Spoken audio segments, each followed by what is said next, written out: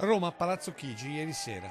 I festeggiamenti del Movimento 5 Stelle dopo il via libera al documento di economia e finanza, con la scelta di puntare sull'innalzamento del debito dello Stato fino al 2,4%.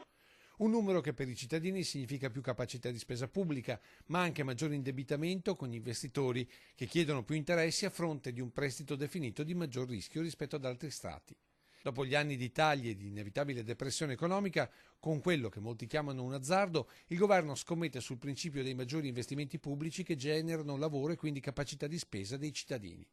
Una scelta ribadita oggi dal sottosegretario al Ministero dell'Economia, il padovano Massimo Bitonci. Finalmente una manovra espansiva a favore dei cittadini, a favore delle imprese e anche che, devo dire, attraverso anche una parte del reddito di cittadinanza favorirà l'aumento dei consumi. Di sicuro le scelte fatte a debito puntano a rinvigorire la macchina produttiva, soprattutto della piccola impresa, vera colonna portante dell'economia veneta. Ci sarà questa flat tax per le imprese minori fino a 65.000 euro di volume d'affari, anche questa è un'agevolazione molto importante perché non c'è contabilità, non ci sarà l'IVA e quindi solamente la dichiarazione dei redditi e basta. E ancora la pace fiscale con tagli di interessi e more per chi ha contenziosi aperti.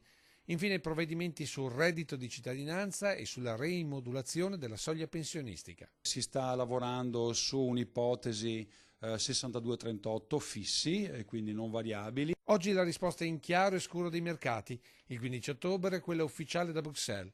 Anche qui il governo non si presenta timoroso, anzi.